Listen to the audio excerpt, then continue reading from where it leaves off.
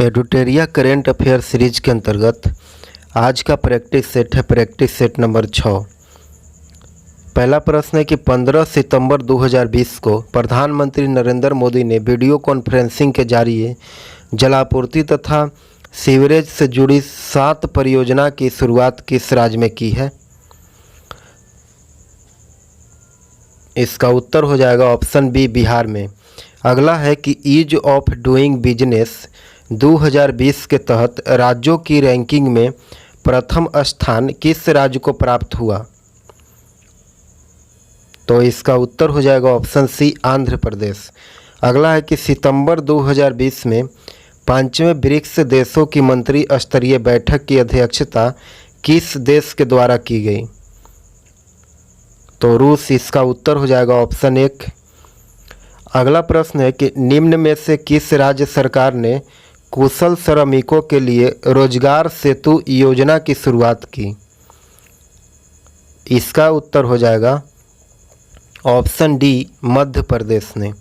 अगला प्रश्न है कि हाल ही में नेपाल सरकार के द्वारा जारी किए गए मानचित्र में काला पानी को नेपाली सीमा का क्षेत्र बताया गया, जो विवाद का विषय बना रहा। यह काला पानी क्षेत्र किस भारतीय राज्य में स्थित है? तो इसका उत्तर हो जाएगा ऑप्शन बी, उत्तराखंड में।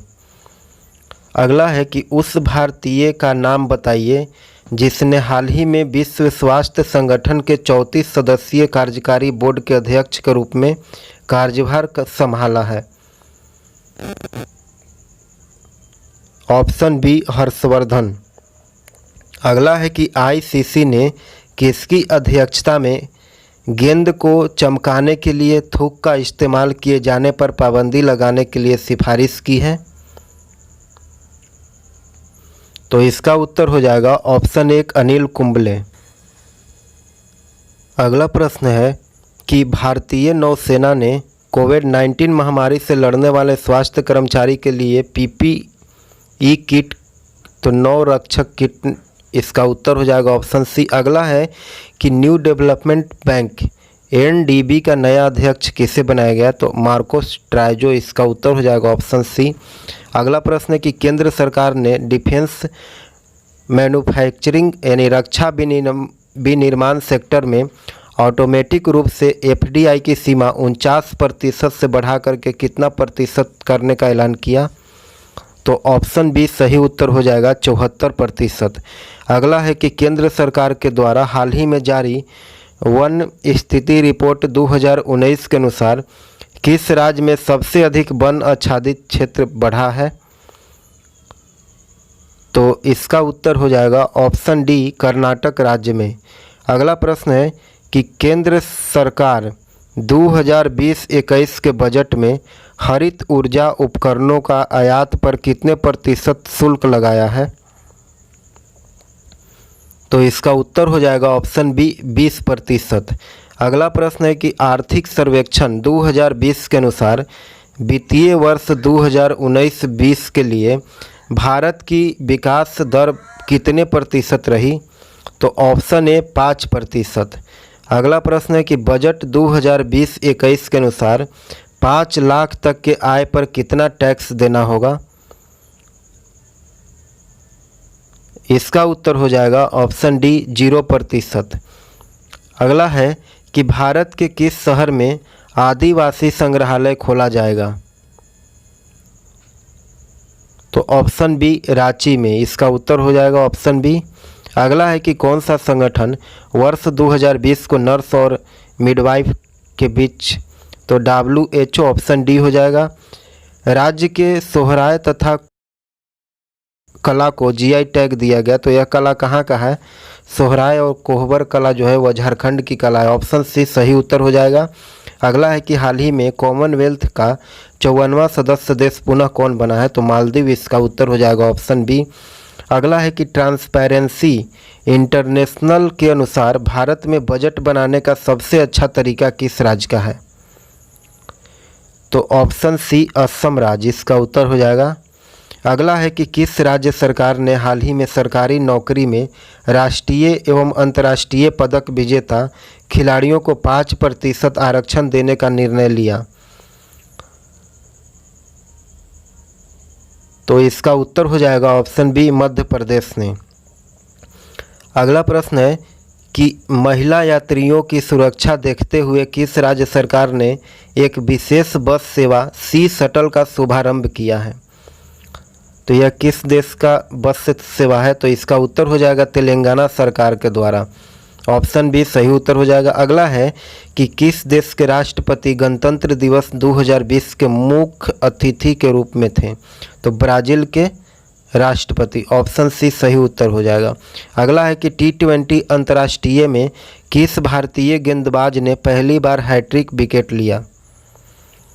तो दीपक चाहर इसका उत्तर हो जाएगा। Option B. अगला है कि प्रतिवर्ष किस तिथि को राष्ट्रीय एकता दिवस के रूप में मनाया जाता है।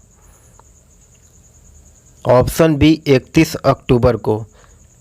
अगला है कि हाल ही में किस राज्य सरकार ने यह निर्णय लिया कि 2 बच्चों से अधिक वाले लोगों को सरकारी नौकरी नहीं दी जाएगी।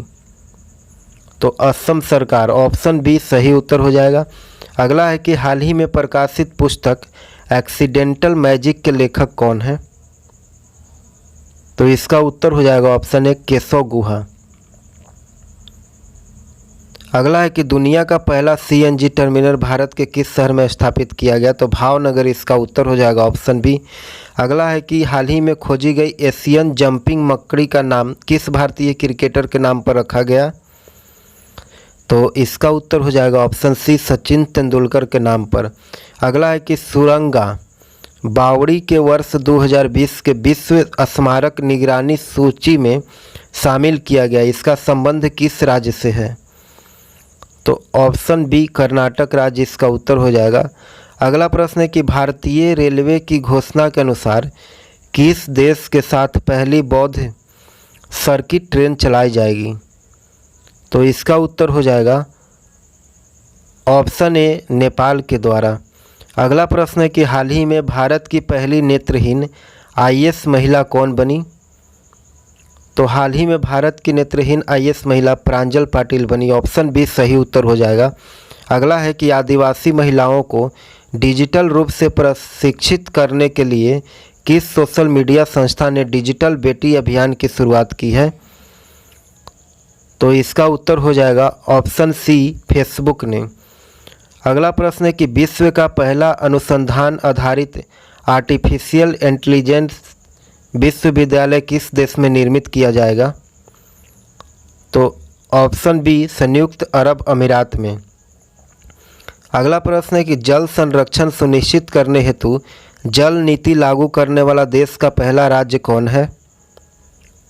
तो मेघालय इसका उत्तर हो जाएगा ऑप्शन सी। अगला है कि भारत किस देश के साथ तुरंगापन बिजली परियोजना पर समझौता हस्ताक्षर किया है। तो इसका उत्तर हो जाएगा ऑप्शन डी जापान। अगला है कि शीतकालीन ओलंपिक 2026 की मेजबानी कौन सा देश करेगा। तो इसका उत्तर हो जाएगा ऑप्शन ए इटली। अगला प्रश्न है कि निम्नलिखित GI टैग प्राप्त वस्तु में कौन सुमेलित नहीं है। तो इसमें कौन मेल नहीं खाता है, तो इसको चुनना है। तो इसका उत्तर हो जाएगा ऑप्शन ए इरोड हल्दी ओडिशा, यह सुमेलित नहीं है। बाकी ये तीनों ऑप्शन सही है। म्यूरर गुड़ केरल का और सिलाव का खाजा बिहार में और पंचामृत प्रसाद तमिलनाडु का। अगला है कि 2019 में दक्षिण ध्रुव पर पहुंचने वाली पहली महिला IPS अधिकारी कौन है। तो अर्पणा कुमार इसका उत्तर हो जाएगा ऑप्शन बी।